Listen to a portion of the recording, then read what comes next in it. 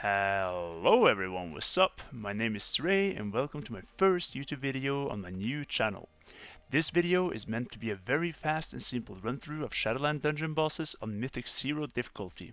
The purpose of this video is to give new players a rough idea how the boss fights are for the players who might be on this encounter for the very first time. This Mythic 0 run is done in the second week after Shadowlands release, and keep in mind that this is a pre-made guild group with all players knowing what to do and having roughly between 170 to 180 item level, so it's probably a bit more fast paced than it would normally be. Also, I will not be showcasing which routes we take between the bosses, such as mass pulls or death runs in this video. These are the current talents that I'll be using during the whole run, and both me and the warrior in my group are spec'd into arms. As we can see throughout the video on the damage meter in the lower right of my screen, the warrior in my group will be consistently outdamaging me in most fights. Here the most major difference in our spec is that he is playing with Dreadnought and I'm playing with aggro management. So from consistent results throughout this run, I can safely say that Dreadnought is far superior to aggro management in Mythic 0 runs. If you want, you can also track my stats live in the lower right corner of my screen, and this stats tracker does also interact with buffs and debuffs. But enough about that, let's head to the first dungeon boss. We're starting off with the first boss in Hallse of Atonement. Here I would like to add that if anyone in the group is the Covenant Venthyr, they can take over one of the big adds before you start the boss fight. The only big mechanics you really have to look out for is to stand inside the big red circle around the boss. If you leave this circle, you will be feared repeatedly until you most likely die. Make sure to dodge and avoid the red zones of the ground, and lastly, don't get hit by the beam from the boss. This beam will either move clockwise or counterclockwise for a short duration of time.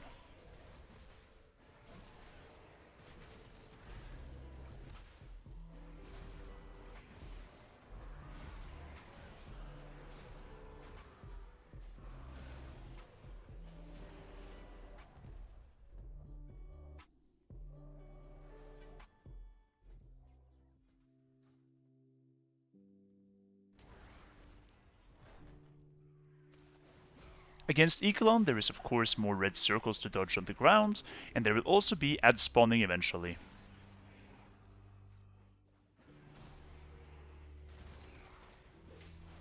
When this happens, just gather them up and cleave them down as fast as possible. Here comes the mechanic to really look out for with this boss fight. The boss will target one player, and that player will get a circle around themselves. Make sure to preemptively move away from this player, as your movement speed will be drastically slowed until you turn to stone when this happens. In the meantime, the boss will bounce on the target and he will deal significant damage to the people inside of the circle. After this happens, it's pretty much rinse repeat of the other mechanics until the boss is dead.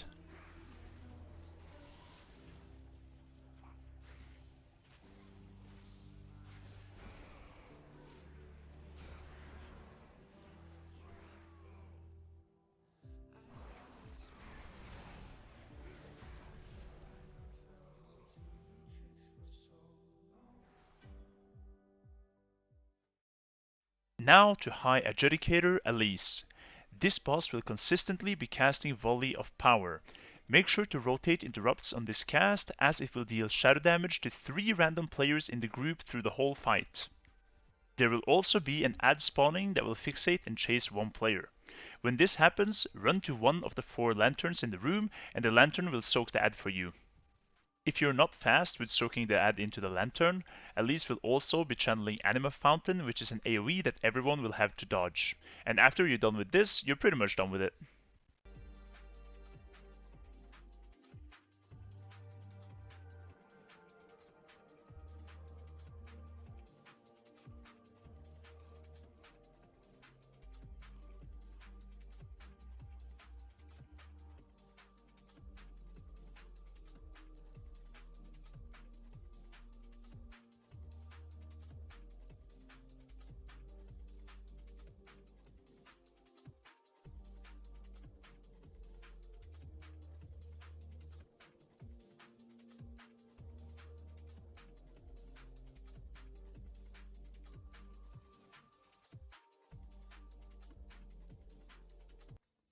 And now the last boss in Hallse of Atonement, Lord Chamberlain. Here the fight pretty much revolves around the 4 statues that surrounds him. He will basically rotate between 3 mechanics: Telekinesis Toss, which will toss 1 statue at someone random; Telekinesis Onslaught, which will toss the statues around the boss in a square formation before he a bit later blows them back out. Make sure to dodge this.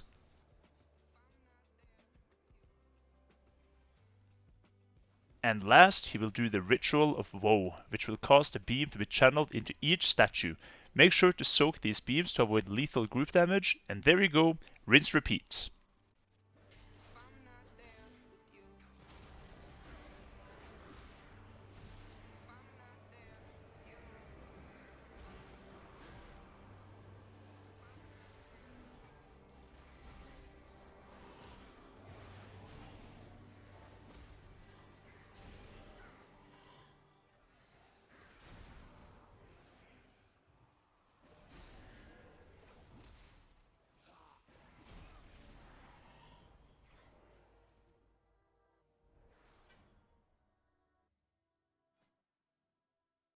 Next up is Sanguine Depths. Here I also want to mention that there are placed out lanterns throughout the whole dungeon, and if you have a Venter in the group, he can open the lantern and soak the killing blows.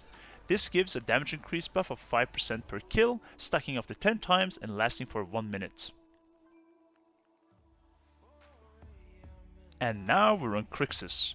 Crixus will randomly target one player that he will charge. Make sure that your group soak the charge to share the damage. You do this by standing in the path of the charge between the boss and the player when it happens. I also do recommend to face the wall as much as possible, as it is possible to fall down on the left side.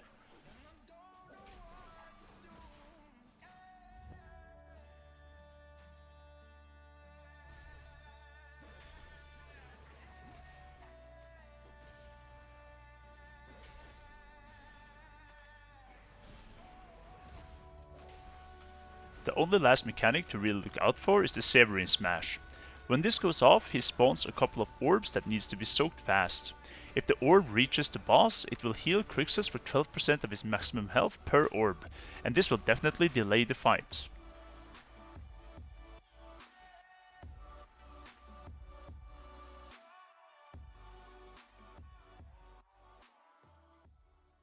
When you start the fight at Executor Tavold, the ads standing next to him will immediately turn into big beams that will go clockwise and counterclockwise around the room.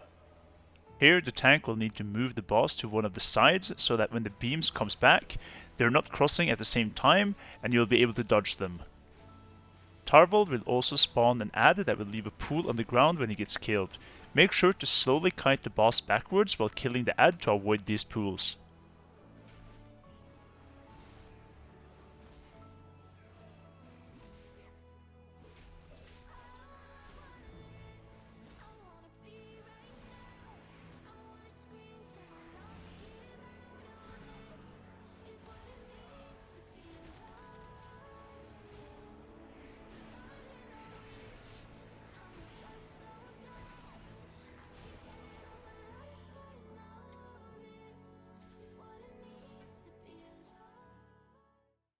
And here we kinda troll a bit. I don't recommend starting the boss encounter before clearing the ads. So here, one of the main mechanics to really look out for with Grand Proctor Berelia is Rite of Supremacy. When she does this, she will spawn orbs around the room. Each player needs to collect orbs to soak her ability and avoid as much damage as possible. I would recommend picking up at least 3 orbs to survive comfortably. The second mechanic is when the boss channels Endless Torment. This will basically bomb the room with light damage, which each player will have to dodge as it comes down from above.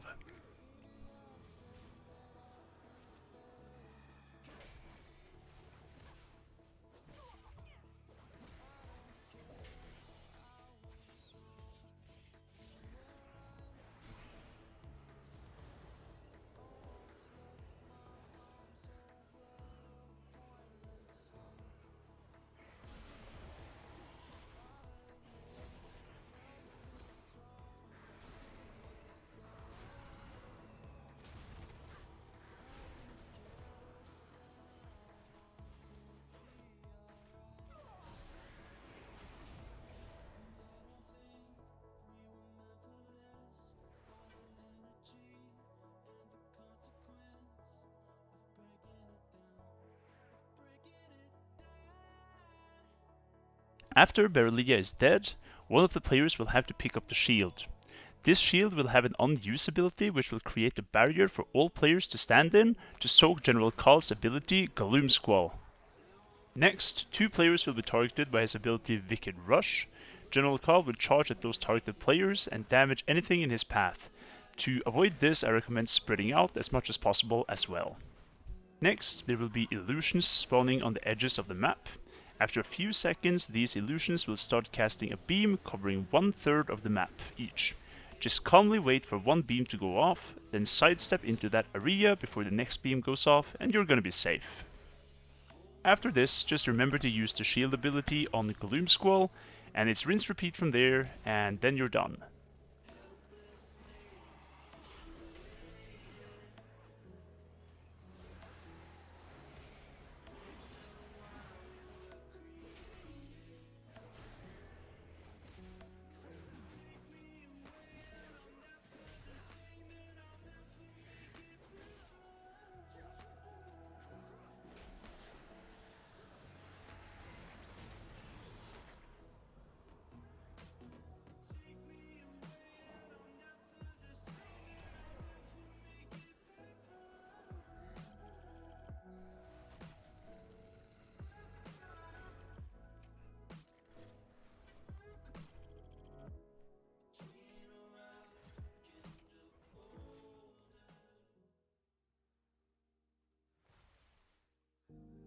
Next up, we're in the dungeon The Other Side, and we're at Dealer Sixa.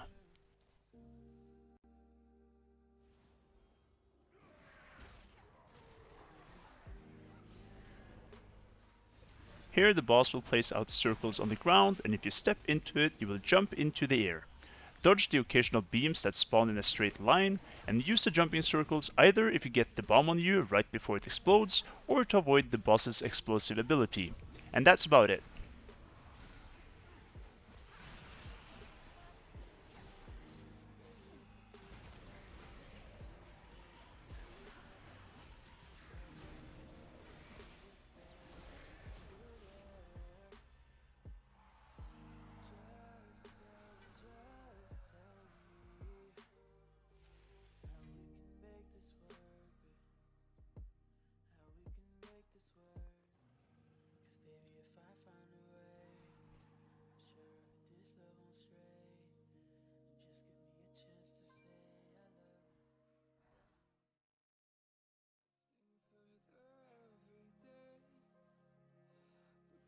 Against Milau's Mana Storm, just keep rotating kicks on whatever he casts. Eventually, he will spawn crystals at the side of the room, which will channel overwhelming power. This will make Milau's Mana Storm gradually get stronger, so you need to soak this beam before he gets it.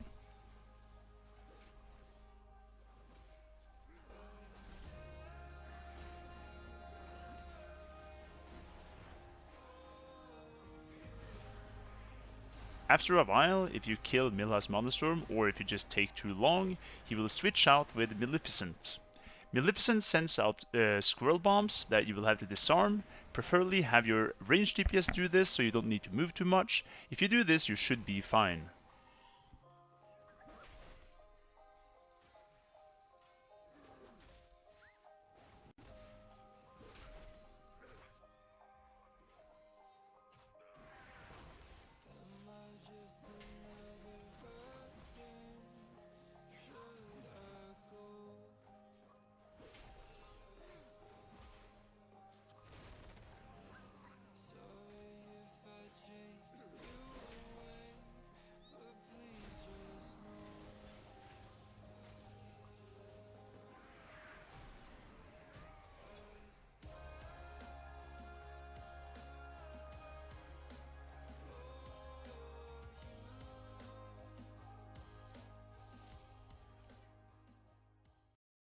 So, Blizzard found another way to reuse Hakar in their content, I see. Oh well, here we go. Hakar puts a debuff called Corrupted Blood on random players that will spread to any nearby player inside of the circle when the debuff duration goes off. So make sure to not stack up when that happens. Hakar also puts up an ability called Blood Barrier. This is a shield that you have to break through with pure damage to stop his cast. There will also be ads spawning that are fixating and chasing random players, but the ads don't seem too scary in Mythic 0, but they might require getting focused down in Mythic Plus.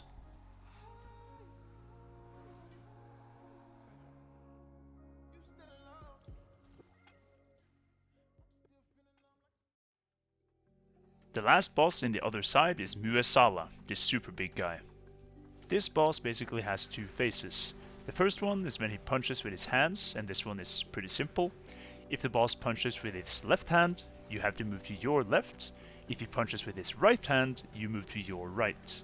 If he's about to smack the ground with both hands, you move a bit backwards and you'll easily sidestep all of his punches.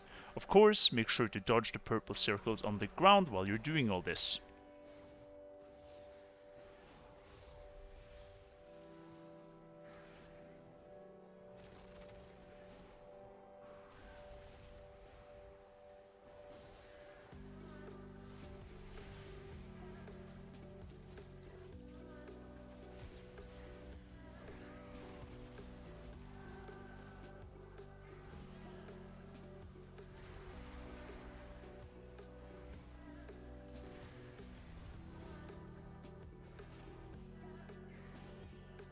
The second phase starts when the boss casts Shatter Reality.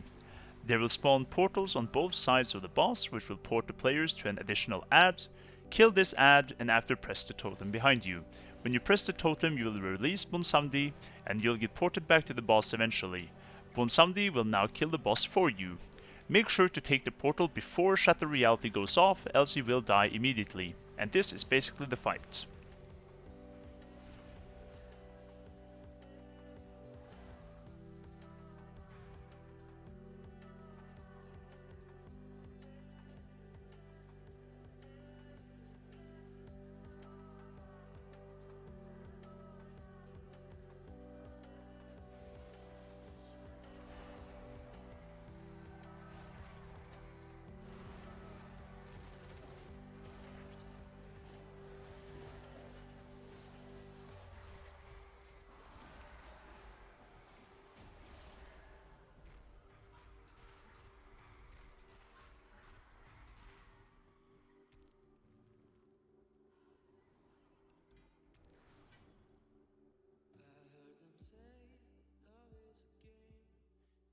Next up is Mist of Tirna's Scithe, and we're at the first boss called Ingra Malok.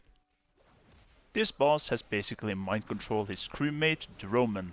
So focus down Droman first, and when he reaches about 20%, he will get out of his mind control and stun the main boss. This will increase his damage taken by 200%, so this is the time to blow all your cooldowns and burst him down. Outside of this, just dodge abilities and try to cleave down Droman and the boss together as much as possible.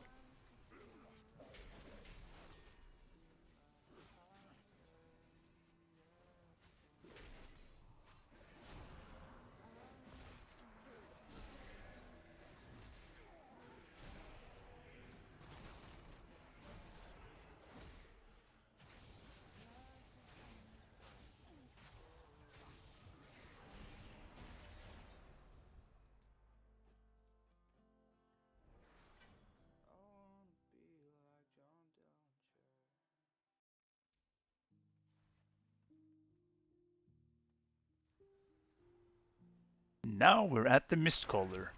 This boss has three mechanics. First off, it will shoot out an ability called Patty Cakes. This ability will fire up after 2.5 seconds in the direction which the arrow shows. Just dodge this, of course. The second mechanic is the ability Freeze Tag. This spawns a wolf which needs to be CC'd immediately. If this wolf reaches the target, it will freeze them in place, and you might not be able to dodge Patty Cakes. The last mechanic is a guessing game. This is basically a small IQ test game where 4 illusions spawns with different marks.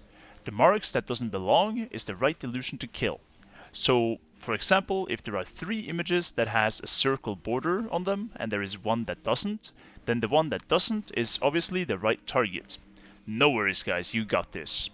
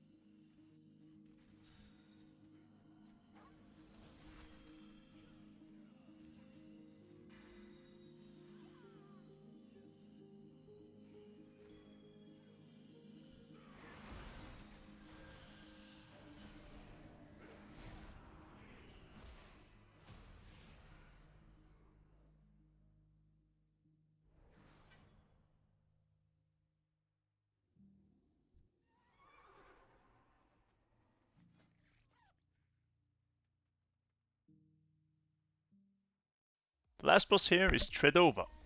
This boss shoots out poison pools that you have to dodge consistently. Every time he shoots this ability out, it will start moving a bit more and it will be harder to dodge.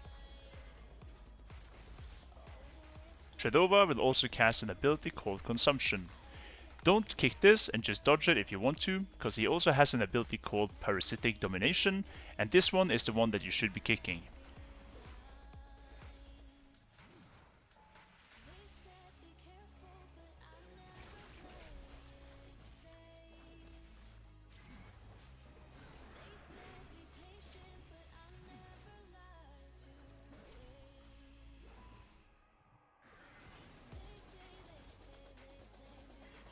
The last mechanic to look out for is Mind Link. This will be placed on one player and link up to everyone else, and the player who gets it has to run far away to break it up.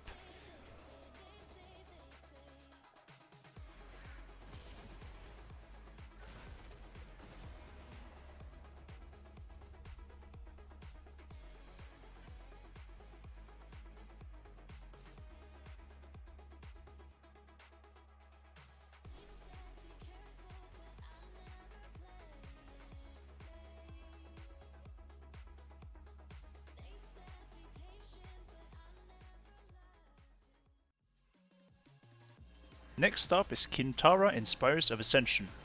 This boss has a shared health pool with her companion, so try cleaving them both at the same time if possible. Aside from this, just position behind the boss and to dodge the bolts coming from her companion, and when the boss takes flight, just switch to the add, and that's about it.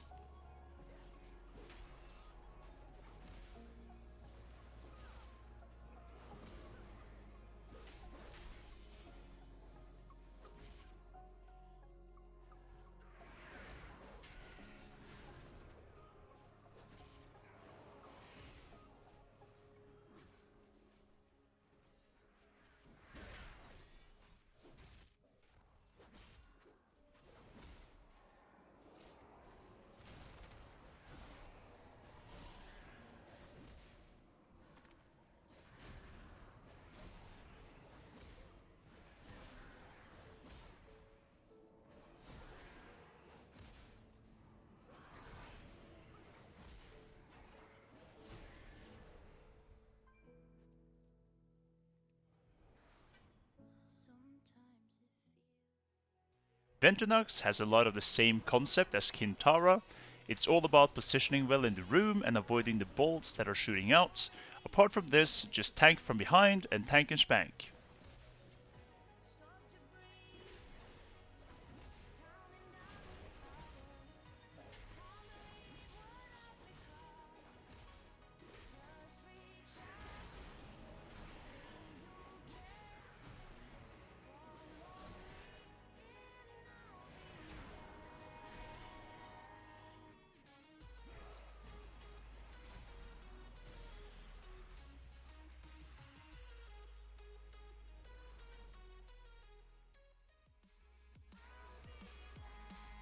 And this is the third boss in Spires of Ascension, and this guy has 3 mechanics that we have to look out for.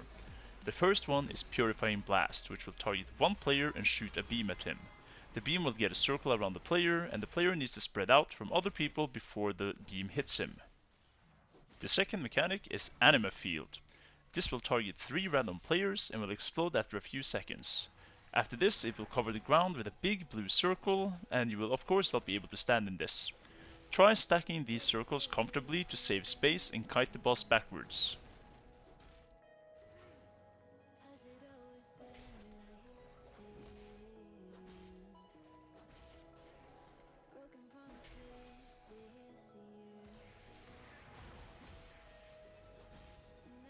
The last mechanic is Recharge Anima. The boss creates orbs from his previous ability Anima Field, and these orbs have to get soaked by players before they reach the boss. If you have any immunity players in the team, let them use their immunities and soak the orbs first.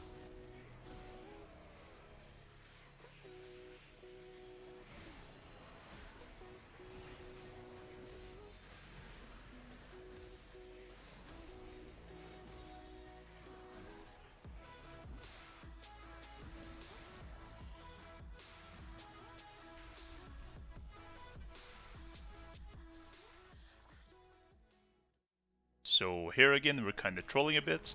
I don't recommend pulling all these 3 mobs at the same time. Kill them one by one and then go for the boss.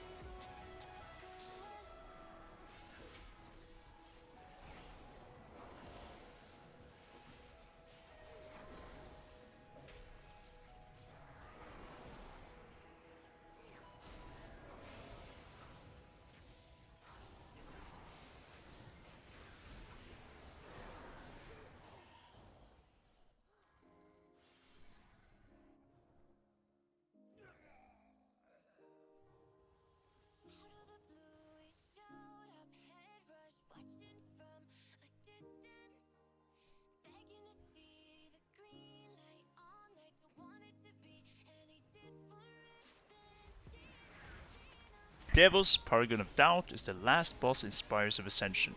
This boss has 3 main mechanics. The first one is simple, it's run through. This is basically a charge in a straight line that you don't want to get hit by, so dodge that. The second mechanic is Abyssal Detonation. Before this ability happens, there will be a blue shield coming down, which will surround your entire team. As long as you're inside of the shield when the Abyssal Detonation goes off, you'll be completely fine. The last phase is when the boss flies up and starts blowing you sideways.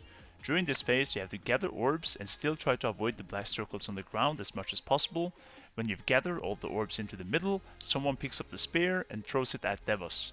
Devos will then come back down and it's rinse repeat.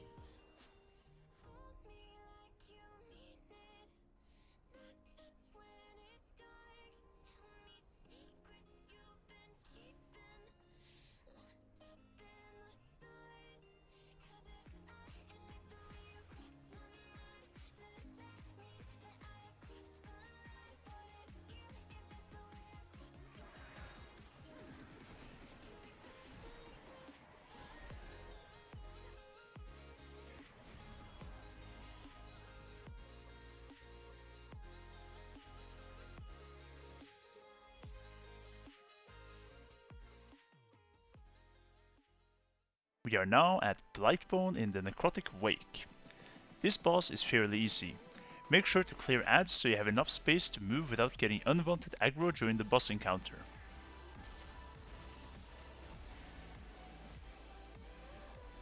Blightbone uses Heavenly Wretch, which spews out poison in a cone in front of him, and it also spawns 3 ads. Just cleave these ads down with the boss. The boss also covers the area he stands in poison consistently throughout the fight, so make sure to have some safe space so you can kite the boss freely.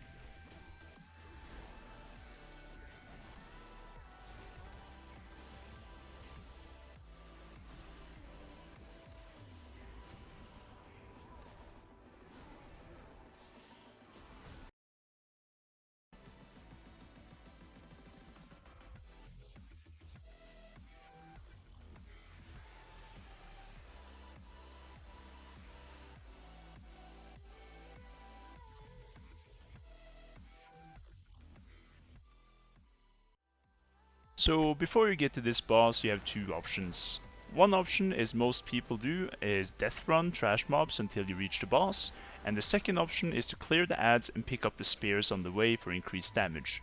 I'm not quite sure which method is the best right now, but I do think the death run saves more time as it is. So just make sure to interrupt and kill the ads, dodge the boss abilities, and kick the boss on cast where you can. This boss should be pretty easy, it's more of a healer test, so good luck.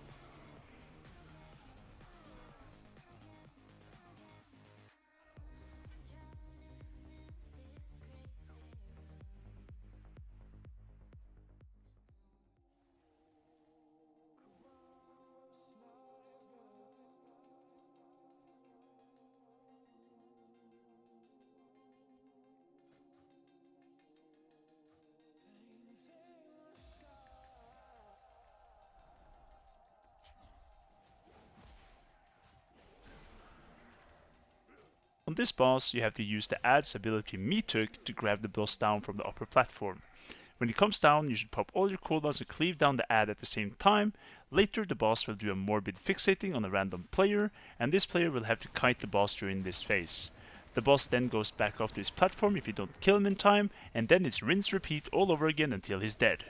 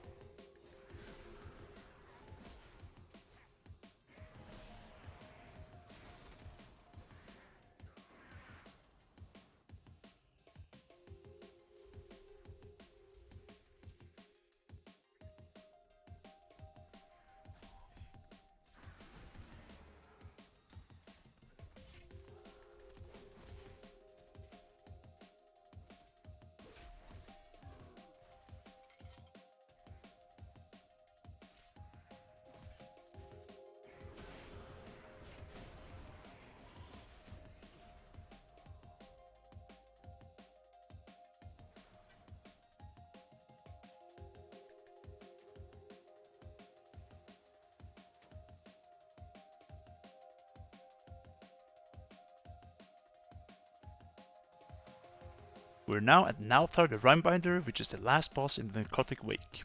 Here there are three mechanics we need to look out for. First off is the frozen binds, which freeze a random player, and if the duration goes out it will spread to other players within the circle. Either get this dispelled or use a personal breaker such as Bladestorm, Avatar or Freedom. The second mechanic is Comet Storm. This ability can be dodged by carefully sidestepping and making sure not to run into your teammates during this phase, because that can get quite messy. The last ability sends a random player down a floor on the side of the building. Here you just have to dodge the bolts that rains down on you from above and kill the ad on the other side. Then the NPC will fly you back up to the boss and you can finish off the dungeon.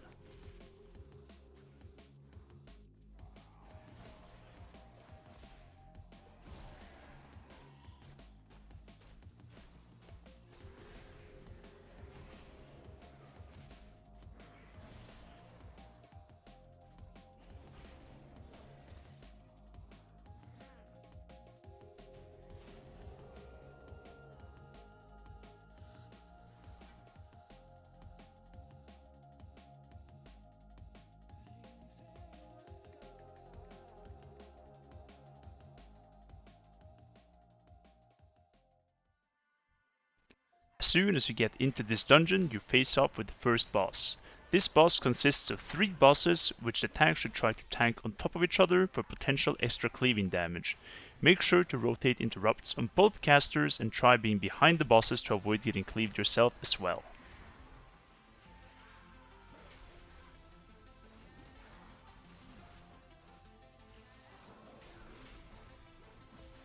Ah, that's awkward. Oh well.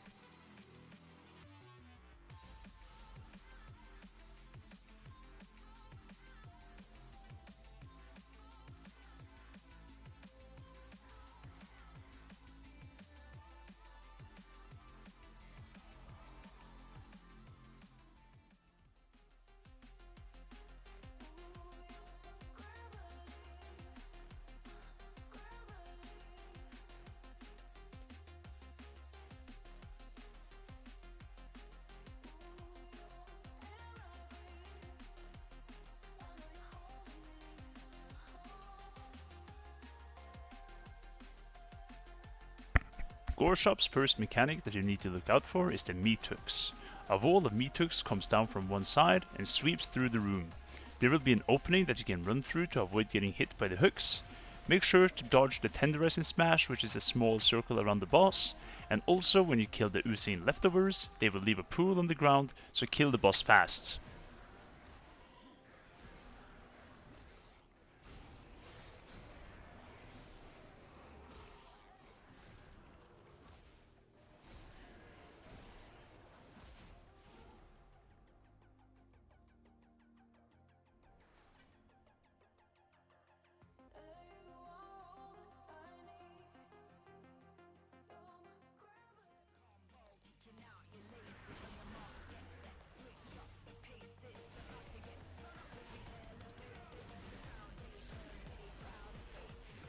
Sav the Unfallen is a pretty straightforward matchup.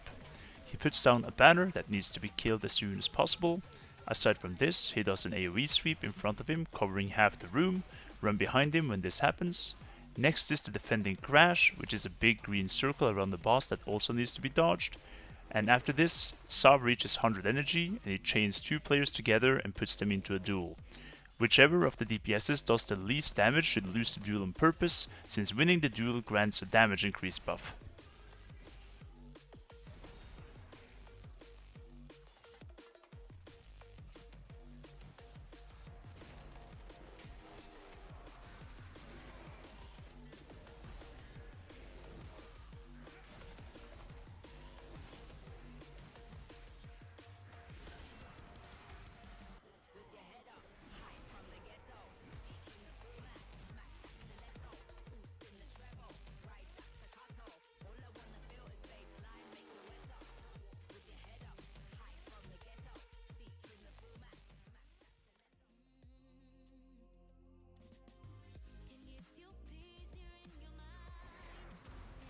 Against Kultharok, or as I'd like to say, Kel'Thuzad's long lost brother, there is only really one mechanic that we need to look out for. This is the draw soul mechanic. When this happens, 2 random players gets targeted and channeled draw soul on them. When this happens, you basically lose your soul, it goes out of you and you get silenced for 20 seconds and you need to run around and catch your soul back again before you can keep playing. If there are any green circles on the ground, which is a soul trap, when the draw soul channeling happens, stand in it before the channeling ends, and your soul will be trapped and you will pick it up immediately after the channel is over and you can go back to DPSing.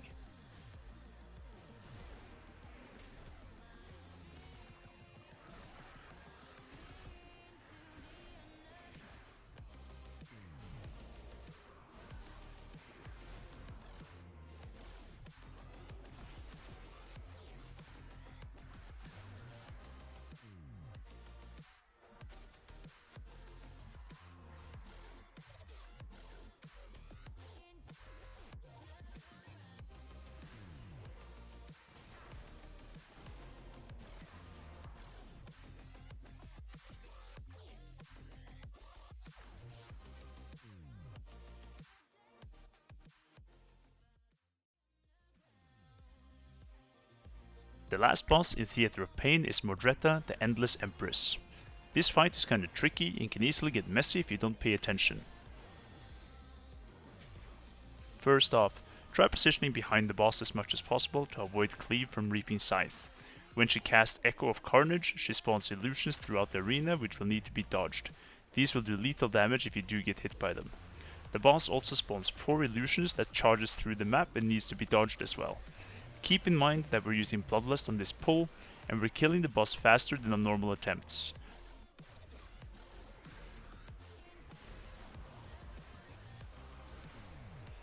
On a normal attempt we'd see way more Grasping Rift phases. Grasping Rift puts a circle around all players. When this expires, it explodes and spawns an ad that will need to be interrupted and killed as fast as possible by every player. But as you can see in this kill, we didn't even have to do it once.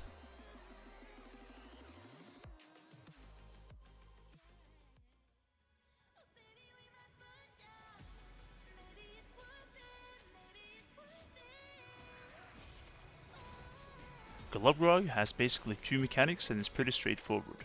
The first thing to keep in mind is to dodge his slime wave, which will do damage in a cone in front of him. The second thing is to kill or CC the slime adds that spawn as soon as possible. These will heal the boss if they reach him. Keep in mind that almost any debuff throughout this entire dungeon is almost poison or disease, so if you have any dispels, use them.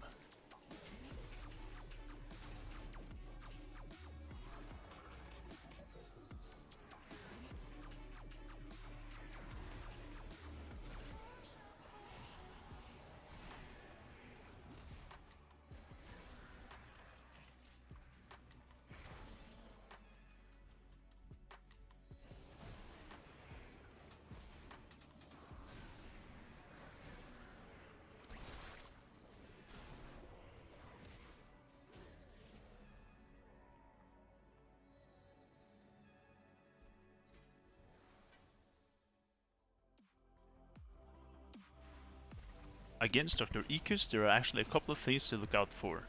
First off, clear all the platforms for additional adds since the boss is randomly bouncing between all the platforms.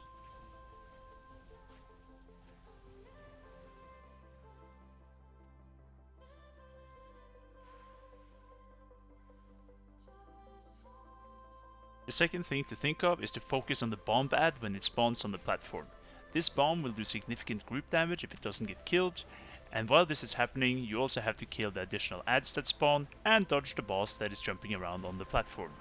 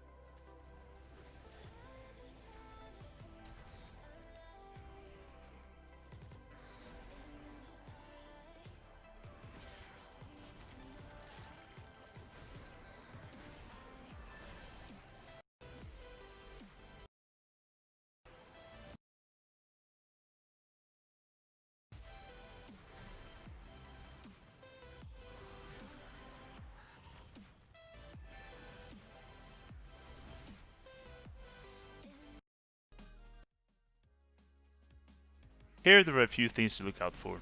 First of all, don't stand in stuff on the ground. That's normal. Second, she will target the player and put a huge purple circle on them which will explode after a few seconds. Spread out and don't stack on other players when this does explode. The most important mechanic is Blood Assassin. This mechanic spawns webs throughout the map which contains hidden adds that are killing you from a range. Here you need to go into the webs and pull out the adds and kill them. Aside from this, don't forget to dispel if possible and use personal cooldowns where you need to.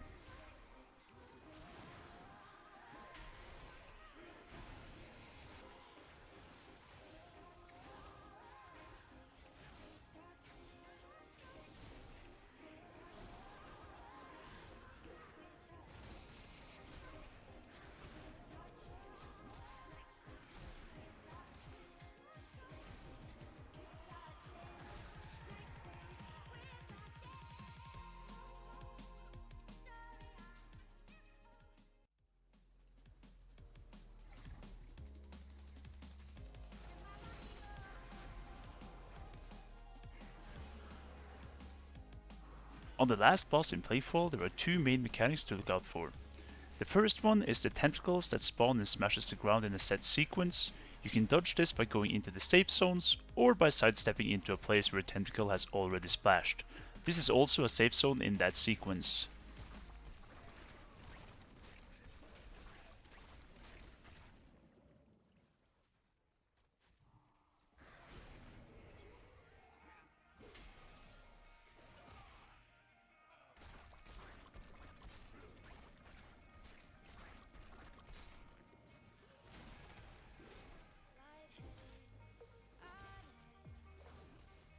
The second thing to look out for is the ad that spawns. This ad will spawn a small green circle which everyone needs to soak to avoid lethal group damage. Apart from this, don't stand in the pool in the middle, the pool will kill you.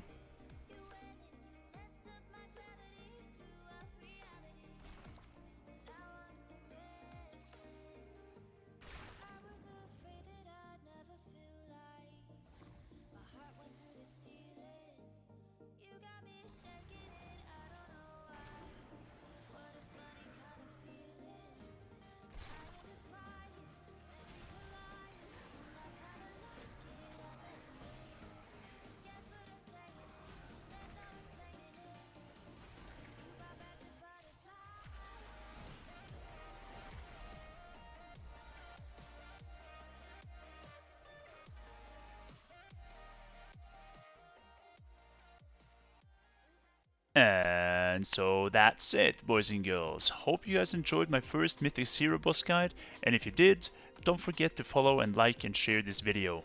Also, if you're interested, I also stream all kinds of PvP and content on twitch.tv/ZhreyTV, and I will be back later with more videos from PvP, Mythic Plus, and even the upcoming raids.